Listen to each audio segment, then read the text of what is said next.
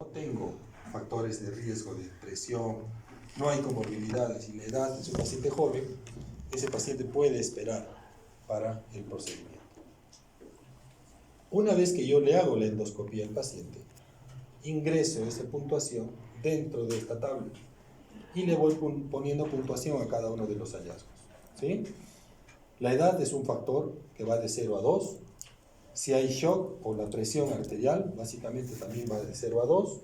Comorbilidades como enfermedades renales, cáncer, insuficiencia cardíaca congestiva, ¿no? Patologías neoplásicas, ¿no? Insuficiencia renal, como les decía, tienen puntuación. Cuanto más comorbilidades tiene el paciente, más posibilidades de tener una puntuación alta, ¿sí? Y acá se suman los dos hallazgos, o el hallazgo endoscópico, y si le he practicado o no un procedimiento endoscópico. De acuerdo a lo que encuentro, miren, si tengo un cáncer gástrico, tiene 2 puntos. Si tengo una úlcera Forres 2B, Forres 3, tiene una puntuación, ¿sí? Si es un Mallory Weiss, 0 puntos. El Mallory Weiss, ¿qué es? El desgarro de la unión esófago-gástrica. Eso tiene poca probabilidad de resangrado. Y otro puntaje que se asocia es si yo le he practicado una terapia endoscópica. ¿En quiénes practico terapia endoscópica? El Forres 1, el 2A y el 2B. Cualquiera de ellos se pone una puntuación de 2. ¿Qué significa esto? Puedo tener hasta 11 puntos de valoración. Bajo riesgo, menos de 2. Riesgo intermedio, de 3 a 4. Y más de 5, alto riesgo de muerte y alto riesgo de resangrado. Actualmente se está procurando en todas las patologías, si bien han visto ustedes en todos los temas que están desarrollando, no solamente en digestivo, se están utilizando clasificaciones y escalas para tratar de estandarizar nuestros tratamientos y nuestro manejo de pacientes, ¿sí? Si yo veo que tiene un ROCAL 5, ¿qué debo hacer? Monitorizarlo de manera más estricta del paciente. Cuanto más puntuación tiene el paciente, más riesgo de que pueda resangrar o de complicarse. Acá es lo mismo, bajo riesgo menos de 2, intermedio de 3 a 4 y alto riesgo más de 5. A mayor puntuación, mayor riesgo de muerte. Score más de 8, 40% de mortalidad. Por eso es importante manejar los scores o los esquemas de manejo, las estandarizaciones que se tratan de universalizar generalmente, ¿no? ¿Qué nos dice entonces ROCAL, o el score de ROCAL, o el factor predictivo de ROCAL? Nos mide mortalidad y resangrado. ¿Cuál es la finalidad del manejo de nuestros pacientes? Básicamente va dirigido a, 1, si está sangrando, contener la hemorragia, evitar que recurra el sangrado y, si hay hipotensión, estabilizarlo. La estabilización hemodinámica es el primer punto que tenemos que tener presente cuando nuestro paciente ingresa a la emergencia por hemorragia, ¿sí? Y la cantidad de sangre va a depender de muchos parámetros, principalmente uno, de dónde se encuentra la lesión, y otro, el tamaño de la lesión. Cuando la lesión ulcerosa está más próxima al fondo gástrico, la úlcera tiene mayor probabilidad de sangrar. Son úlceras grandes, profundas y con vasos prominentes, es decir, estos pacientes sangran de manera mucho más intensa. Es decir, a mayor tamaño, mayor riesgo de complicaciones, y cuanto más alta es la úlcera, o sea, más próxima al cardias o al fondo, mayor probabilidad de complicaciones. Úlcera más de 2 centímetros y ubicación en la pared alta. ¿Qué nos hace la endoscopía? ¿No? La tenemos que realizar de manera temprana, como habíamos dicho, máximo 24 horas, ¿sí? Nos va a dar pronóstico, nos permite tratar, ¿sí? Y un control de la hemorragia activa nos previene recurrencia de hemorragia. Cuanto más precoz hagamos el procedimiento, mayor es la posibilidad de que nosotros manejemos a nuestro paciente y controlemos la hemorragia. Una endoscopía precoz que nos permite tratar adecuadamente al paciente, podemos hacer una alta precoz, mejora el manejo del paciente y también, nuevamente, reducimos costos, ¿no? Si a un paciente evitamos que siga sangrando, no va a necesitar transfusiones sanguíneas. Y también prevenimos la posibilidad de que se nos pueda contaminar ese paciente. Si bien es cierto, todas las muestras de sangre o todas las unidades de sangre que se transfunden son tamizadas, ¿no? Antiguamente también se tamizaban, pero no se conocía la hepatitis C. ¿Cuántos pacientes con hepatitis C hemos contagiado con las transfusiones de sangre? No se conoce. A medida que van avanzando nuestros criterios de diagnóstico, van mejorando los factores de tamizaje, ¿no? Hace un tiempo no se conocía el HIV, ¿no? Y no se hacía estadificación ni se conocía qué hacer para determinar si un paciente era HIV positivo. Actualmente, como protocolo para todas las unidades de sangre, tienen un tamizaje adecuado, ¿no? Virus B, virus C, citomegalovirus, ¿no?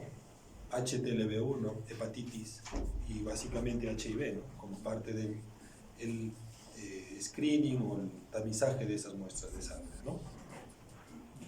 Esto es lo que tratamos de prevenir, muchachos. Sangrado. Esta es una lesión con sangrado a chorro. Esta es una varice.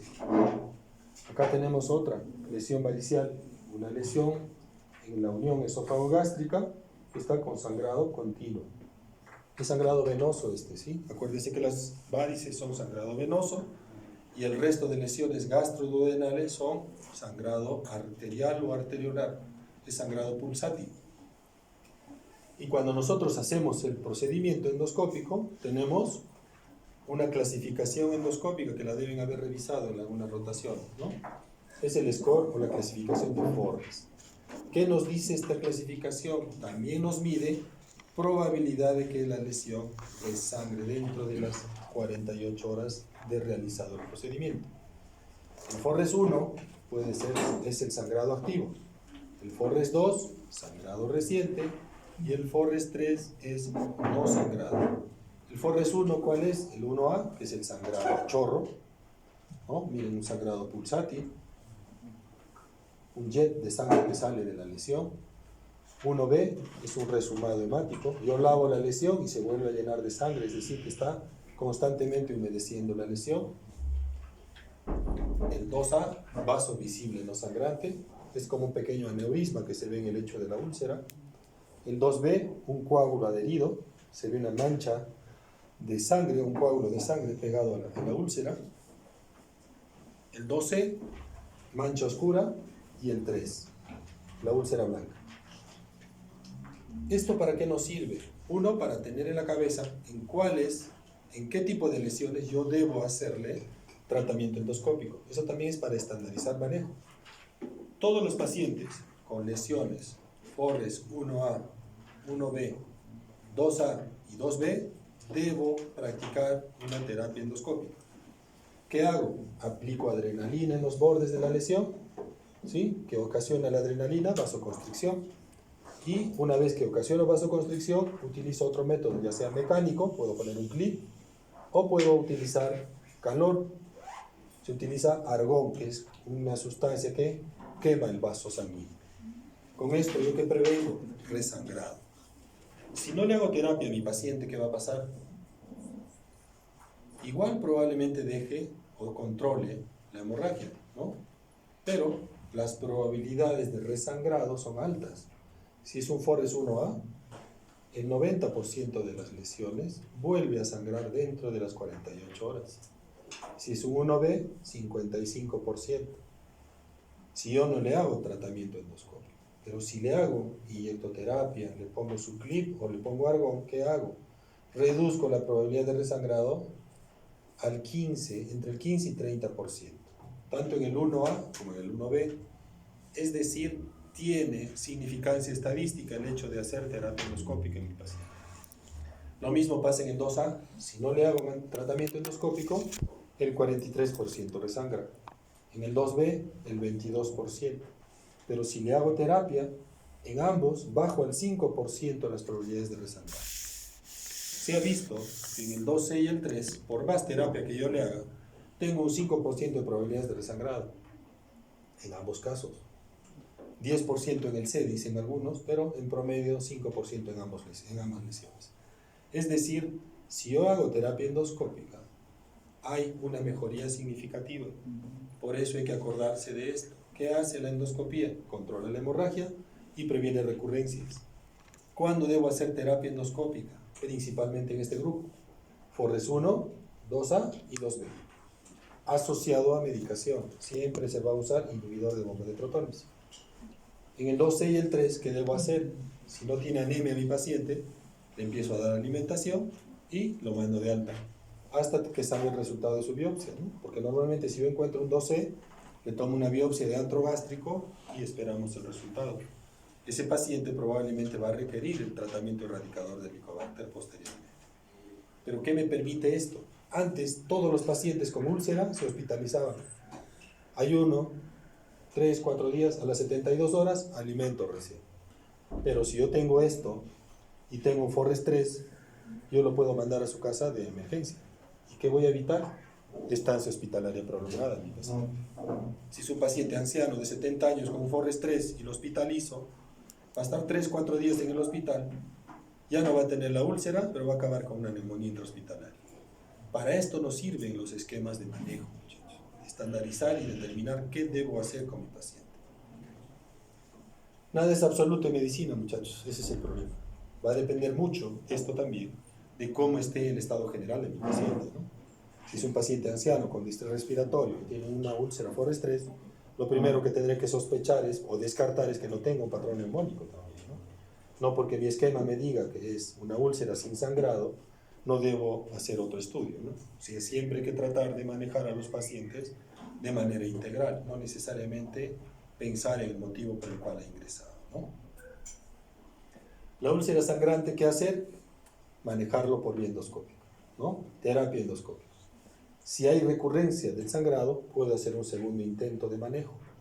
Si en este segundo intento el paciente vuelve a sangrar, ¿qué debo hacer? Mandarlo a operar. Esa es más o menos la secuencia. ¿Cuándo entonces mando a operar a un paciente con una úlcera sangrante? Cuando tiene 2 intentos de terapia endoscópica que no han sido efectivos. También podemos encontrar esto, erosiones que pueden sangrar. ¿Qué hago con esto? Solamente terapia médica. No hay manera de controlar por vía endoscópica, porque el sangrado es masivo. Si yo pongo una sustancia coagulante acá, donde punce va a empezar a sangrar, ¿no? Básicamente, esta es una gastritis hemorrágica, ¿no? Y también acordarse que el sangrado en un 15% de los casos es de origen asociado a hipertensión portal, asociado a cirrosis o a algún problema que ha ocasionado trombosis en el territorio de la vena porta. ¿Cuándo se va a presentar sangrado? Cuando la gradiente de presión entre la porta y la suprahepática está por encima de 12 milímetros de mercurio. La causa principal, cirrosis.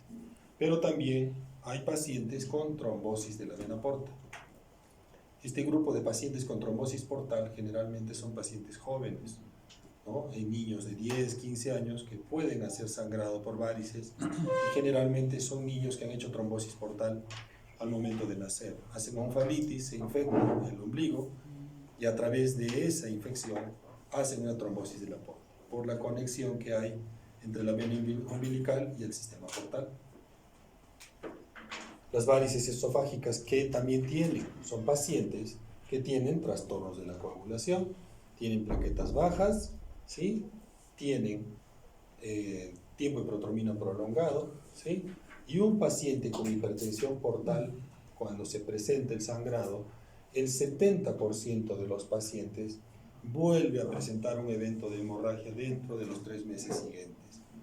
Es decir, si un paciente con sangrado o con cirrosis hepática hace ruptura de varices, las probabilidades de recurrencia son el 70%. Estas son varices, ¿no?, que encontramos en el esófago. Son tortuosas, sinuosas, hay puntos rojos, estas manchitas más moradas que se ven sobre la varice, son puntos de riesgo de ruptura. ¿Qué hacer cuando uno encuentra esto? Tratar de hacer un tratamiento de prevención o terapia de ligadura de varices para evitar que sangre. Esto es lo que se hace. Se succiona la varice a través del endoscopio y se suelta esta liga, esta parte negra que se ve acá, es como una banda elástica, y se anuda la base de la varice. ¿Qué va a pasar con esto? El anudamiento de la varice ocasiona isquemia y en 7 a 10 días hay necrosis, destrucción de ese tejido y posterior cicatrización. Lo que tratamos de prevenir es esto, muchachos, sangrado masivo. Un sangrado varicial es de difícil manejo. Muchas veces el estómago está lleno de sangre y no encontramos el punto de la hemorragia. Esta es una ruptura de una varice de fondo gástrico. Ahí está el endoscopio y miren ustedes, adyacente al cardias se ve sangrado profuso, ¿no? ¿Qué se hacen con estas varices? Se utiliza una sustancia esclerosante, cianoacrilato se llama. Es un producto parecido al tris que utilizan para pegar los materiales de la casa, de grado médico, ¿no? Se utiliza y se mezcla con un aceite y eso se pone a través de una aguja, se inyecta en la varice y lo que hace es trata de cristalizar. Esta sustancia en contacto con el agua se cristaliza, se solidifica y controla y bloquea el punto de la hemorragia.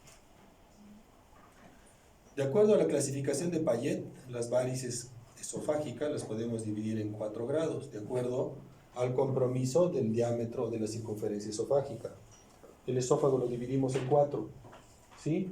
Grado 1 es cuando compromete uno de los cuadrantes, grado 2, 2 cuadrantes, grado 3, 3/4 de la circunferencia, y grado 4 son varices que comprometen los 4 cuadrantes de la circunferencia.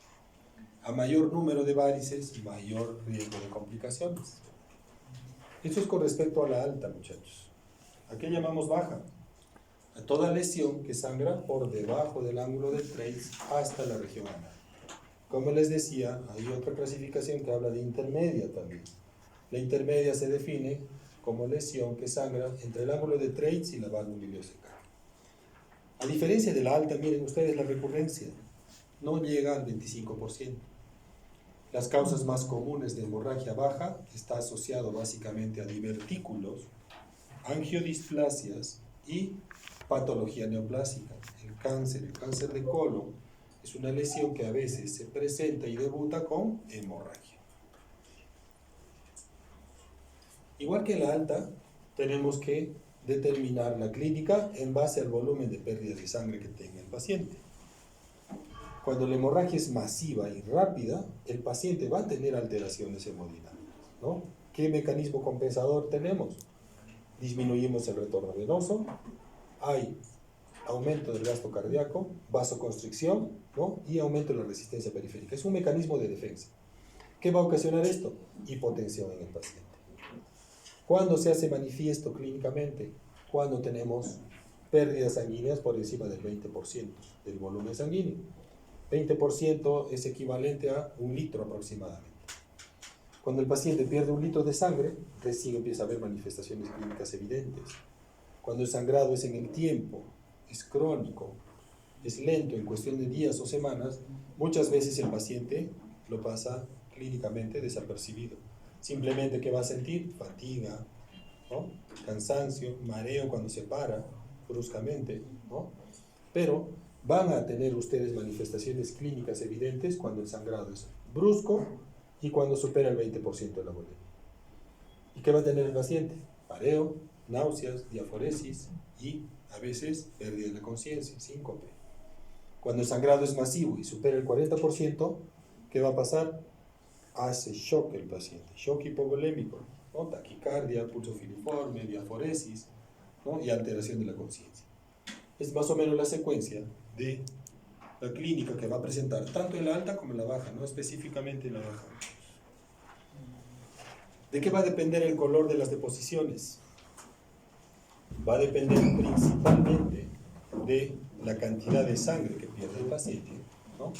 Del volumen de pérdida. Va a depender mucho del tiempo de tránsito intestinal y va a depender del efecto de las bacterias sobre las deposiciones o sobre la sangre. Es por eso que nuestros pacientes con hemorragia baja o alta van a tener rectorragia, hematoquesia o meleno. Estas son las 3 manifestaciones macroscópicas que van a ustedes a evidenciar cuando el paciente venga a la emergencia. ¿De qué va a depender esto? Como les decía, del volumen de pérdida, de la velocidad del tránsito intestinal y del tiempo de contacto de la sangre con las bacterias intestinales. Cuanto más tiempo está la sangre en contacto con las bacterias, más oscura va a ser la deposición. Cuanto más cerca la lesión esté del recto, más roja va a ser la deposición. Igual que la alta, ¿no? Podemos decir, en las agudas puede ser leve, moderada y masiva. Y acá en la baja tenemos una clasificación de hemorragia aguda y crónica. Aguda en el evento que se presenta en cuestión de horas o días, y crónica cuando el paciente tiene sangrado microscópico, no evidente muchas veces en las deposiciones. Muchas veces es un hallazgo solamente de laboratorio, y eso se llama hemorragia oculta, ¿no? En la cual no evidenciamos macroscópicamente la sangre. Igual que la alta, leve, moderada y masiva, dependiendo del volumen de pérdida sanguínea, y siempre monitorizando presión y frecuencia cardíaca. Igual, si el paciente está estable, sin alteración de la presión y frecuencia cardíaca, es leve.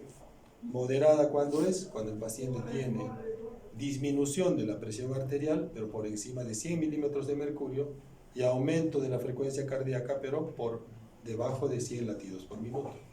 Y masiva, cuando el paciente hace ortostatismo, taquipnia, alteración del sensorio, diaforesis, ¿no? Hablamos de una pérdida por encima del 30% del movimiento.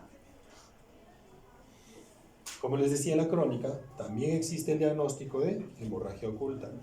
Cuando decimos que hay una hemorragia oculta, cuando nosotros le hacemos una búsqueda sanguínea, una búsqueda de sangre en las deposiciones.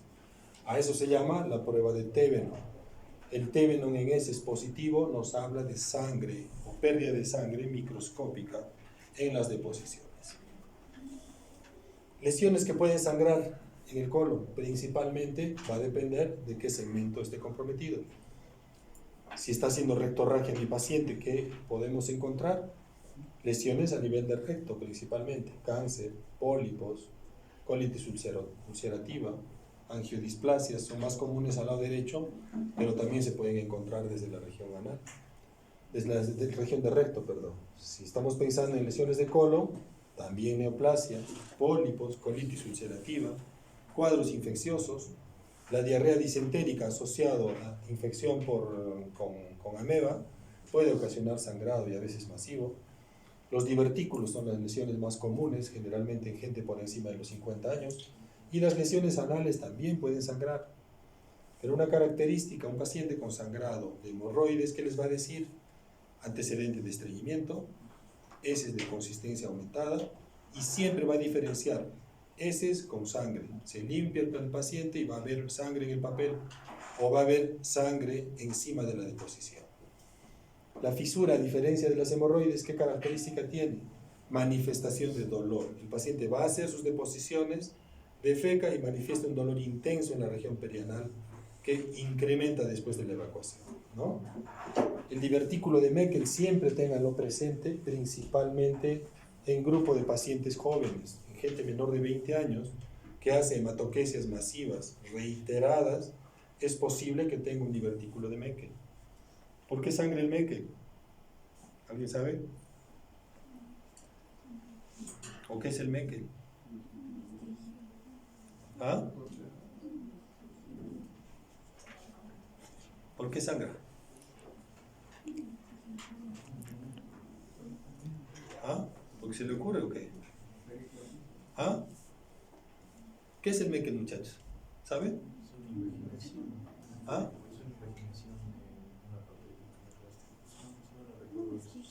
Es una permanencia del conducto ónfalo-mesentérico. Es una alteración embrionaria. El conducto ónfalo-mesentérico, cuando involuciona, desaparece. Pero cuando permanece el rezago de este rezago intestinal, lo que pasa es que en ese tejido, en ese pedazo de intestino que queda, hay tejido gástrico ectópico, ¿sí? Es mucosa gástrica ectópica dentro del Meckel. ¿Y qué pasa? Es sensible a la gastrina. Nuestro estómago libera gastrina y produce ácido clorhídrico. Como hay células gástricas en el Meckel, también segrega ácido clorhídrico. ¿Y qué ocasiona esto? Que se ulcere el borde del Meckel.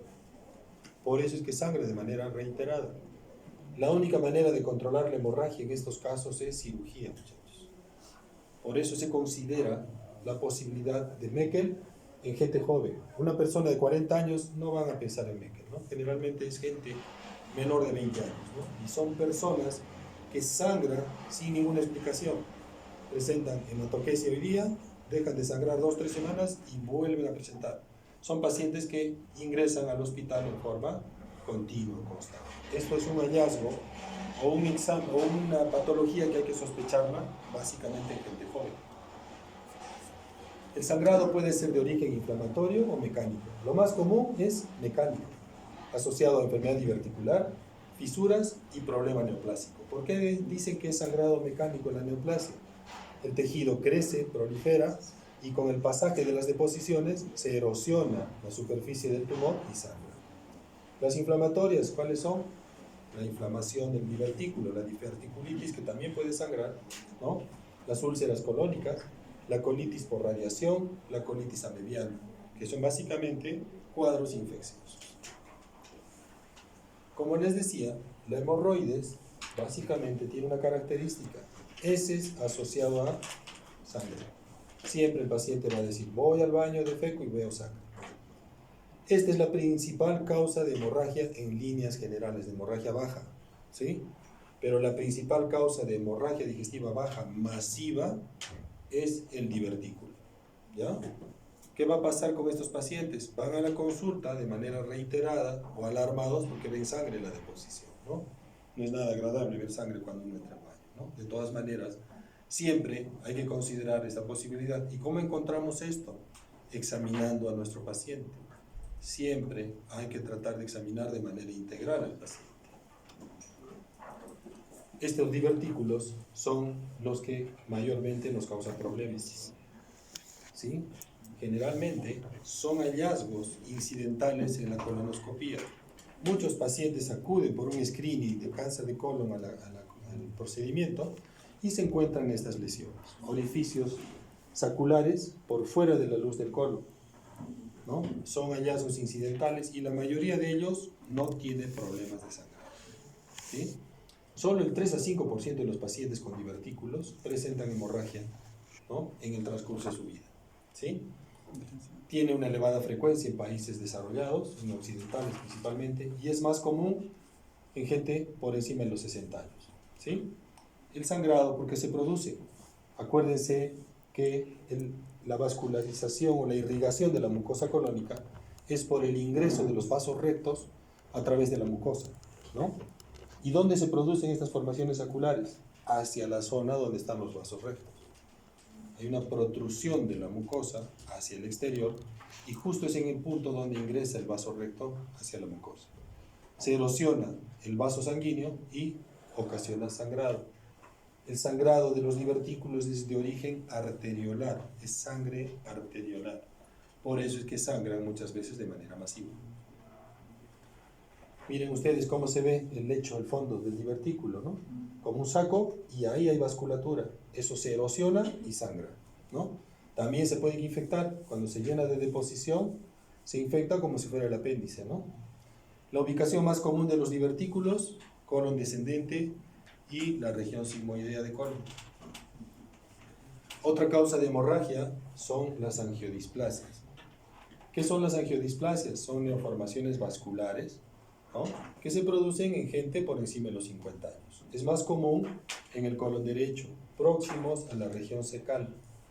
¿Y qué son? Básicamente como malformaciones arteriovenosas, es unión de la vasculatura arterial y venosa. Y cuando se erosionan, sangran. Un dato importante de estas angiodisplasias es que dejan de sangrar también de manera espontánea, igual que los divertículos, ¿sí? Tiene una frecuencia baja, ¿sí? 20%, pero la recurrencia no es frecuente, ¿sí? Remiten espontáneamente en el 80%, ¿sí? Y generalmente es a partir de los 60 años más frecuentemente el hallazgo de estas lesiones. Son localizadas más en el colon derecho, ¿no? ¿Y qué hacemos cuando encontramos esto? Se puede utilizar calor. Hay una sustancia o un gas que se llama argón que se puede utilizar para cauterizar el vaso, ¿no? Se sopletea esa zona como si estuviéramos usando un soplete para lo que usa genera calor a través de un gas y esto quema el vaso sanguíneo y evita que haya recurrencia de sangrado. Otras lesiones que pueden sangrar en el colon por hemorragia, que pueden hacer hemorragia digestiva baja, es la enfermedad inflamatoria intestinal. La incidencia de la hemorragia baja por enfermedad inflamatoria es bastante baja, no supera el 8%, ¿sí? Y básicamente las enfermedades inflamatorias generalmente como debut es bien raro que hagan hemorragia masiva. Generalmente son pacientes que tienen diarrea con moco y sangre de manera constante y continua, y a veces hay recurrencia de la enfermedad cuando el paciente deja de tomar la medicación que se utiliza para esta enfermedad, y ahí es donde puede presentar a veces sangrados, ¿no? Generalmente es diarrea con moco y sangre, ¿no? El sangrado masivo es poco frecuente en la enfermedad inflamatoria intestinal. Y el Meckel, como les decía, es más común en pacientes jóvenes y niños, ¿no? Es muy raro en adultos. Es la persistencia del conducto onfalomesentérico. ¿Y por qué se produce? Por la mucosa ectópica gástrica que existe dentro del divertículo. Se erosiona porque produce ácido clorhídrico, ulcera el borde del divertículo y sangra. ¿Cómo hacemos el diagnóstico? Igual que todas las enfermedades, ¿no? Hacer un interrogatorio, nuestro examen físico, el tacto rectal siempre es importante, siempre hay que estimar el volumen de pérdidas que tenga nuestro paciente, y los análisis de laboratorio generales, hemograma, glucosa, urea, creatinina, ¿no? Grupo sanguíneo y factor, y siempre pedir un perfil hepático para descartar la posibilidad que no sea una hepatopatía crónica de fondo. Siempre en la historia clínica preguntar antecedentes previos, uso de medicación, ¿no? Uso de antiinflamatorios. Acuérdense que el antiinflamatorio también puede ocasionar daños en la mucosa colónica. Y un dato importante que siempre ayuda es determinar si hay dolor abdominal asociado a la hematoquesia de nuestros pacientes. Si el paciente manifiesta dolor abdominal persistente, acuérdense que la sangre, en líneas generales, la sangre en el tubo digestivo, lo que hace es estimula el peristaltismo y ocasiona diarrea en muchos pacientes. ¿Qué manifiesta el paciente con hemorragia alta generalmente? Tiene dolor cólico, como cuando nos da ganas de ir al baño cuando tenemos diarrea. Dolor cólico, va al baño, defeca el paciente y calma el dolor. Esta manifestación de dolor que se refiere acá para patología colónica, se refiere a dolor abdominal persistente o continuo. No mejora con la evacuación, ¿sí? Si tengo un paciente con dolor abdominal intenso, muchas veces reacción peritoneal positiva, y es un paciente añoso, 70 años por ejemplo, yo tengo que pensar en la posibilidad de una isquemia intestinal o una enfermedad inflamatoria intestinal si tenemos el antecedente previo, ¿no? La diverticulitis también puede tener dolor abdominal persistente. Pero la mayoría de pacientes con hemorragia baja vienen sin dolor. A eso se refiere dolor permanente. No es que tenga dolor cada vez que va al baño, ¿sí? La diverticulosis, la angiodisplasia, el divertículo de Meckel y las hemorroides, generalmente no hay dolor abdominal. O si hay dolor, es un dolor que alivia con la evacuación. El examen físico, siempre funciones vitales, tacto rectal dentro de nuestro examen físico, y la bioquímica, como les decía, hemograma, grupo sanguíneo y factor, perfil hepático, factores de coagulación, que siempre son importantes de solicitar. ¿Cuándo hacemos la colonoscopía? A diferencia de la alta, normalmente el estudio de colonoscopía tenemos que hacerlo cuando el paciente está estable. La mayoría de pacientes, el 80%, como han visto ustedes, dejan de sangrar de manera espontánea. ¿Por qué es importante tener presente esto? Para hacer una colonoscopía yo tengo que preparar al paciente, tengo que darle un purgante. Si yo le doy un purgante y tiene un coágulo adherido dentro de un divertículo sangrante, lo más probable es que ese divertículo o ese coágulo se desprenda y empiece a sangrar nuevamente el paciente. Si el paciente está estable y no hay evento de sangrado nuevo, es mejor esperar por lo menos 48 horas para programar y hacer el procedimiento. Porque la mejor manera de hacer la colonoscopía es haciendo una buena preparación, tratando de limpiar todo el intestino y evitarnos el problema de repetir el procedimiento, ¿no? Si nosotros hacemos sin preparación, lo más probable es que encontremos el colon lleno de coágulos, lleno de sangre, ¿no?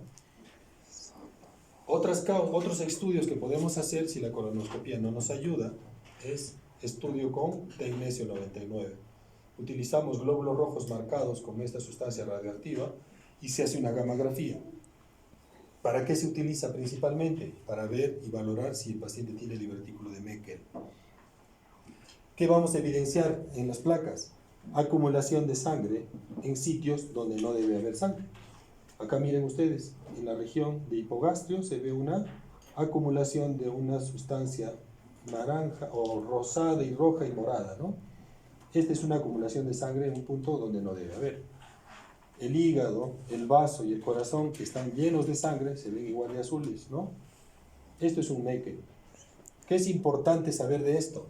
El sangrado, para que sea positivo o confiable esta prueba, tenemos que tener una pérdida sanguínea constante de más o menos 0,5 mililitros por minuto. Es decir, si es un resumado lento, menos de este volumen, las probabilidades de que la prueba nos ayude son bajas. Si tenemos esto negativo, ¿qué también podemos plantear? Una angiografía. ¿Qué nos permite la angiografía? Igual valorar acumulación del contraste en un sitio no habitual. ¿Dónde está la flecha? Miren ustedes, hay una acumulación en ángulo esplénico de colon, ¿no? Esto también necesita una pérdida sanguínea de 0,5 mililitros por minuto. ¿Para qué me sirve también la angiografía? Si yo encuentro este punto de hemorragia, yo puedo entrar con un catéter especial a esa arteria sangrante y puedo hacer embolización. Es decir, me permite hacer tratamiento de la hemorragia. Si yo tengo una endoscopía alta normal y una colonoscopía normal y no tengo los otros estudios, tengo la posibilidad también de hacer una videocápsula endoscópica. Este examen es netamente imágenes. ¿En qué consiste? Yo le doy esa cápsula que están viendo ustedes en la mano de la persona que va a hacer el procedimiento, ¿no? Y esta cápsula tiene una cámara en la punta. Esta es la cámara fotográfica que tiene. Y esta es la batería.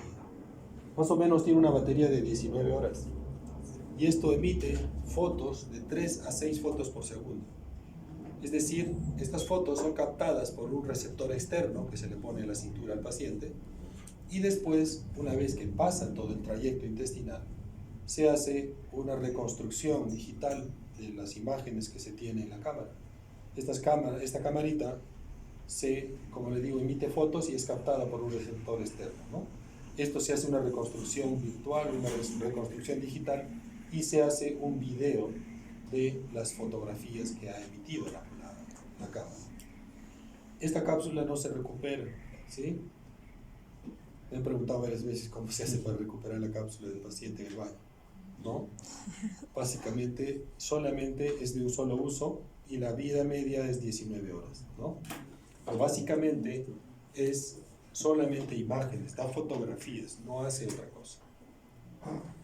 ¿Cómo manejamos a nuestros pacientes?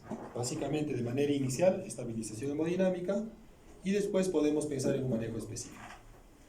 ¿Qué tenemos que hacer? Estabilizar a nuestro paciente, hacer una buena historia clínica, descartar que no sea un sangrado alto, si el paciente está haciendo hematoquesia, perdón. Si hay compromiso hemodinámico y hace hematoquesia, debo plantear desde una endoscopía, ¿sí? La mayoría de nuestros pacientes, como hemos dicho, el 80% dejan de sangrar espontáneamente, ¿sí? Estudio inmediato si persiste la hemorragia. Este sexto punto va dirigido a los que les decía, ¿no? La mayoría de pacientes con hemorragia baja se debe esperar 48 horas, 72 horas, si el paciente está estable, no tocarlo. Pero si el paciente sigue sangrando de manera masiva y no tengo el punto de la hemorragia, yo tengo que practicar una colonoscopía de urgencia para valorar y determinar de dónde está sangrando, por lo menos topográficamente decirle al cirujano, está sangrando su colon derecho, está sangrando el colon izquierdo, o de repente yo llego a la válvula ileocecal y le digo, ¿sabes qué? La sangre viene del intestino delgado, para que la cirugía sea menos tiempo, ¿no? Es más fácil explorar el intestino delgado que decirle, oye, no sé de dónde sangra y tiene que revisar desde el ángulo de Treich hasta la región del colon sigmoides, ¿no? Siempre estabilizar a nuestro paciente, a veces se puede utilizar medicación específica, pero básicamente tratamiento endoscópico es lo que se puede procurar y en algunos casos determinar que tenemos que mandar a operar a nuestro paciente. ¿Cuándo mandamos a operar a nuestros pacientes con hemorragia baja? Principalmente cuando el sangrado es masivo cuando el sangrado persiste y necesitamos ponerle entre 4 y 6 unidades de sangre dentro de las primeras 24 horas, cuando hay persistencia de hemorragia durante 72 horas, o hemos necesitado 10 unidades de sangre en este tiempo, ¿no? O hay recurrencia del sangrado dentro de los 7 días de internamiento. Estas son las indicaciones principales de cuándo debo mandar a mi paciente a cirugía. Esto es con respecto a hemorragia baja, muchachos. Algo que había quedado pendiente era que quería mostrarles esto. El cáncer gástrico precoz es básicamente a lo que apuntamos actualmente al realizar una endoscopía. Esta es una clasificación de París que la van a encontrar en todos los centros de endoscopía, ¿sí? Que básicamente todos los gastroenterólogos deben usar una clasificación y estandarizar los diagnósticos. Toda lesión elevada que se encuentre, ya sea en el estómago o en el intestino grueso, se dice que es una clasificación de París 0-1. Puede ser 1S o 1P. Si es pediculada o es elevada, ¿sí? O si es una lesión plana, debo decir que es un 0-2A, 2B o 2C, si es elevada, plana o deprimida. O un tipo 3, ulcerada. Esta clasificación siempre deben tratar de encontrarlas en los informes de endoscopía, porque de acuerdo a esto yo puedo tener la sospecha de que esto es una neoplasia. Toda lesión elevada o lesión plana, irregular en la mucosa gástrica, es cáncer hasta que no se demuestre lo contrario. A eso va dirigido esto. ¿Cuál es la intención? Si yo encuentro una lesión neoplásica temprana, el 95% de estos pacientes tienen una sobrevida de 5 años sin ningún problema. Es decir, si yo encuentro una lesión temprana, le estoy mejorando la calidad de vida a una persona. Si yo encuentro una lesión avanzada, no tiene sentido. Esta es una lesión elevada tipo 1S, ¿no? Es elevada y tiene una insinuación de un cuellito, ¿no? Es como una bolita que está ahí. Esta es la región del antro del estómago. Pero a esto vamos dirigiendo nuestros estudios. Si uno ve a simple vista no se ve nada, ¿no? Pero miren ustedes, acá se ve una lesión discretamente elevada por encima de la mucosa. Esa es una lesión neoplásica temprana. Miren ustedes cómo mejora la calidad con tinciones, ¿no? Una lesión irregular, bordes irregulares. Esto es un cáncer, muchachos. Si yo lo encuentro y lo resuelvo, el paciente va a vivir tranquilo 5 años sin ningún problema, inclusive más, ¿no? Acá tenemos otra lesión, miren, discretamente deprimida. Cuando uno ve así a simple vista, no parece sino una cicatriz de una úlcera. Pero miren acá, bordes irregulares, ¿no? Los pliegues llegan como si estuvieran cortados, como si fueran palillos de tambor, y una lesión irregular. Esto también es un cáncer. Este es un 2C.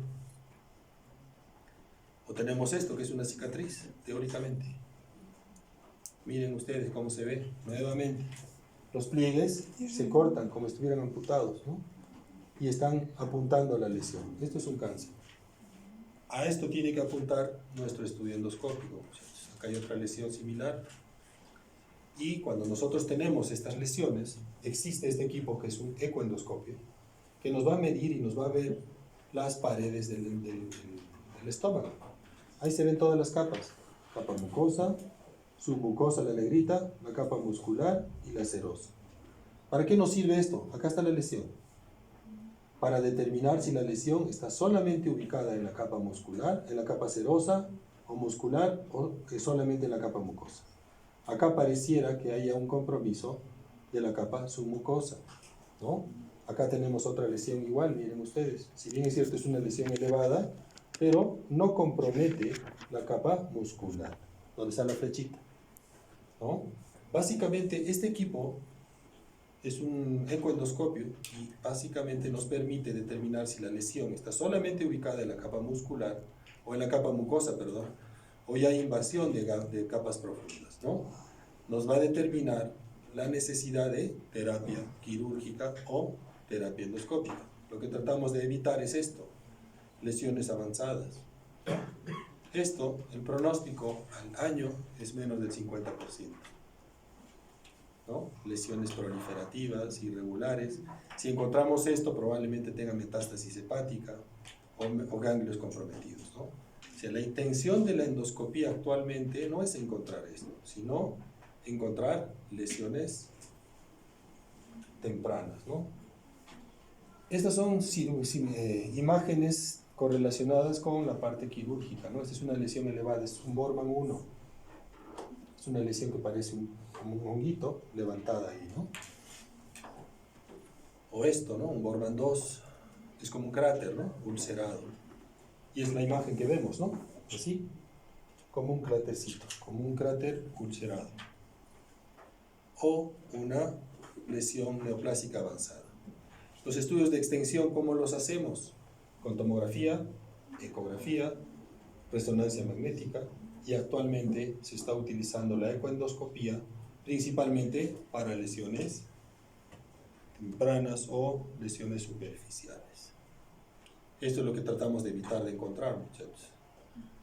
Lesiones metastásicas. Este paciente no tiene buen pronóstico si lo encontramos en estas condiciones, ¿no? El estadiaje siempre lo hacemos con el TNM, que como en todas las neoplasias, ¿sí? Viendo básicamente el T es la profundidad, ¿no? Cuanto más profunda es, mayor es el número del T, ¿no? T1, T2, T3 cuando llega a la serosa, ¿no? Y T4 cuando pasa a la serosa, cuando hay invasión a órganos vecinos, ¿no? El N, ganglios, ¿no? Ganglios locales, ganglios regionales y ganglios a distancia, ¿no? Y la M, metástasis, ¿no? Metástasis básicamente a hígado, a pulmón, a cerebro o a hueso, dependiendo el órgano que esté comprometido, ¿no? Y de ahí se saca una valoración, se hace un estadiaje, un valor numérico con una letra, ¿no? Básicamente, cuanto más alto, más próximo al 4 estamos, la sobrevida a 5 años es bajísima. Esto es lo que tratamos de apuntar. Todos los 0 que hemos visto en París, 100% de los pacientes sobreviven a los 5 años. Estadiaje 4, solo el 2% llega a 5 años, muchachos. Por eso es importante encontrar lesiones de manera temprana. ¿Cuál es la idea de darles esta información? Si ustedes tienen un paciente con dispepsia de larga data, es un paciente anciano o una persona por encima de los 50 años que tiene sintomatología de dispepsia reciente, se ha bajado de peso, se ha hecho melena, tiene que mandarlo para que le hagan su endoscopía al paciente, ¿sí? Eso es todo lo que quería mostrarles, muchachos. Ahora no sé si hay alguna pregunta. ¿O van a dar su examen? El día del estudiante quiere pasar. Bien, muchachos, ahí quedamos entonces, ¿sí? Feliz día del estudiante. Sí.